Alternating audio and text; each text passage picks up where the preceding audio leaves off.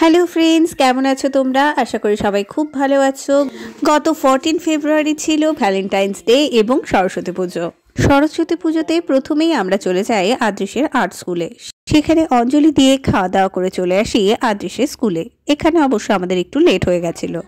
ওখানে ফটো তুলে সোজা চলে আসি আদেশের ডান্স স্কুলে। ডান্স স্কুলে স্যার ম্যামরাই খুব সুন্দরভাবে নিজের হাতের সম্পূর্ণ ডেকোরেশন করেছে। সাথে আগের দিন ড্রয়িং কম্পিটিশন হয়েছিল, সেখানকার ড্রয়িংগুলো টাঙানো রয়েছে।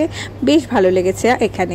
এখানে বেশ অনেকক্ষণ ছিলাম আমরা। বাচ্চারা খেলাধুলা করলো, আমরা কিছু ফটো তুলে তারপরে রওনা হয়ে গেলাম বয়েজ স্কুলের উদ্দেশ্যে। বয়েজ স্কুলে বেশ সুন্দর ছোট্ট একটি প্যান্ডেল তৈরি করা হয়েছে এবং সামনে আলপনা ফোয়ারা সবকিছু দিয়ে বেশ সুন্দর এনভায়রনমেন্ট।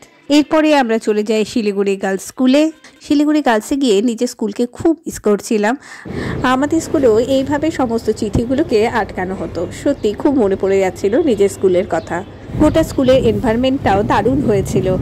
চারিদিকে ঢাকের শব্দ এবং প্রাক্তনীরা একসঙ্গে ডান্স করছিল। এরপরে জনসমুদ্রে ভাসতে ভাসতে পৌঁছে গেলাম শিলিগুড়ি কলেজে, যার ভিড় দুর্গাপূজার অষ্টমীকেও হার মানাবে। এটা ডে বিভাগের সরস্বতী পুজো আর এটা নাইট বিভাগের সরস্বতী পুজো। নাইট কলেজের ডেকোরেশন কিন্তু সব থেকে ভালো লেগেছে আমার।